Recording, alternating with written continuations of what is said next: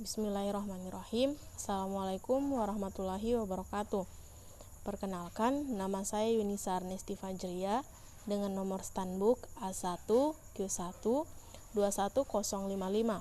Baik, kali ini saya akan menjelaskan jenis-jenis anak berkebutuhan khusus. Yang pertama, autisme atau gangguan spektrum autisme didefinisikan sebagai hambatan perkembangan yang memengaruhi kemampuan anak dalam memahami hal-hal di sekitar dan berkomunikasi dengan orang lain, memengaruhi keterampilan dasar dan sosial anak.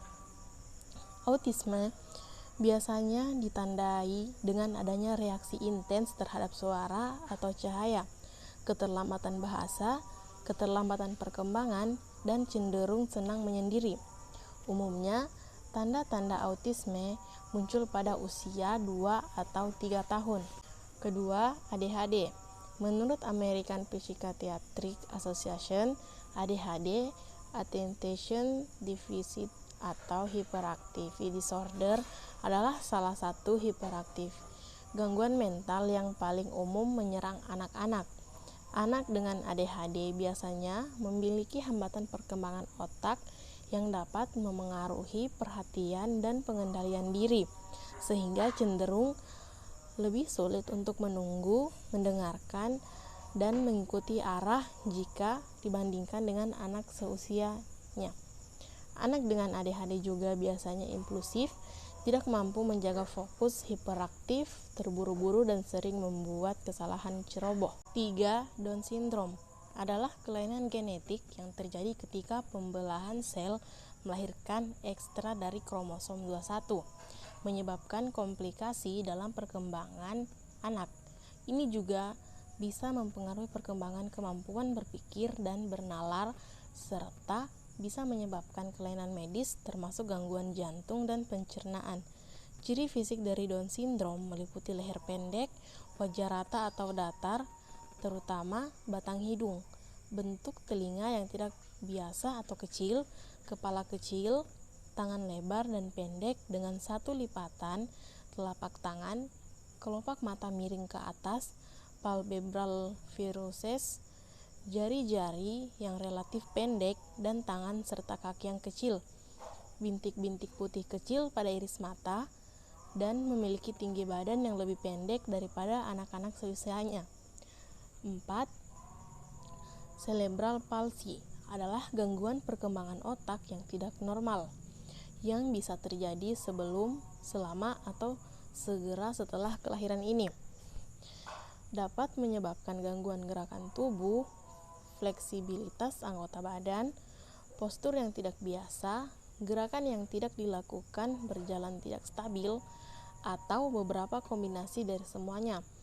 Anak dengan cerebral palsy biasanya membutuhkan kombinasi obat-obatan, terapi, alat bantu, dan pendampingan seumur hidup. 5. Epilepsi merupakan gangguan saraf yang mempengaruhi sistem saraf pusat yang menghambat sinyal-sinyal yang digunakan untuk mengontrol fungsi tubuh, indera, dan pikiran. Anak dengan epilepsi biasanya rentan mengalami kejang berulang yang dapat mencakup gerakan menyentak dan tidak terkendali, kehilangan kesadaran, atau ketakutan dan ketakutan tanpa alasan. Gangguan ini dapat dikontrol dengan konsumsi obat-obatan antiepilepsi dan operasi jika diperlukan. 6. Tunanetra atau dikenal dengan kebutaan adalah gangguan penglihatan sebagian atau total. Menurut Kementerian Pendidikan dan Kebudayaan, anak tunanetra biasanya hanya mampu membaca huruf pada jarak 6 meter, di mana anak-anak pada umumnya dapat membaca jarak 21 meter yang diukur dengan tes Kellen chart. Anak tunanetra tentu dapat mengalami hambatan dan keterbatasan dalam kemampuan bergerak dan berinteraksi. 7. Tunarunggu adalah anak yang mengalami gangguan pada organ pendengaran yang bisa menyebabkan tidak dapat atau kurang mampu mendengar dengan baik. Hal ini tentu bisa memengaruhi kemampuan anak dalam mengembangkan keterampilan berbicara, berbahasa, dan sosial. 8.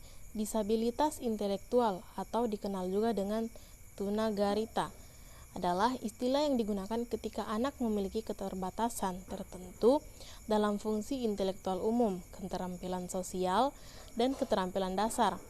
Ini dapat menyebabkan anak mengalami keterlambatan perkembangan dan kesulitan belajar dibandingkan dengan anak-anak lainnya. Anak dengan tunagarita umumnya mengalami kesulitan belajar berbicara atau belajar berjalan, sulit mengingat sesuatu, tidak mengerti cara mengurus kebutuhan diri sendiri, mengalami kesulitan memecahkan masalah, atau mengalami kesulitan berpikir logistik.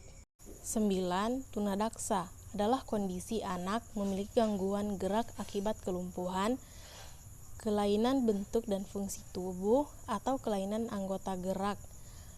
Anak dengan jenis kebutuhan khusus ini sangat mungkin mengalami gangguan psikologis karena kondisi fisik yang dialaminya seperti tidak memiliki cara atau rasa percaya diri dan tidak dapat beradaptasi dengan lingkungan sosialnya. 10. Tunalaras adalah kondisi anak yang mengalami hambatan dan dalam mengendalikan emosi dan kontrol sosial, mengalami hambatan dalam pembelajaran, bahkan berperilaku menyimpang dengan norma dan aturan yang berlaku di sekitarnya. Anak tunalaras umumnya memiliki gangguan makan, gangguan perilaku, dan gangguan tidur, mudah cemas atau khawatir tanpa alasan, tidak suka mengikuti aturan, suka mengganggu, membangkang, dan mudah marah. Itulah tadi penjelasan materi tentang jenis-jenis anak berkebutuhan khusus. Sekian, wassalamualaikum warahmatullahi wabarakatuh.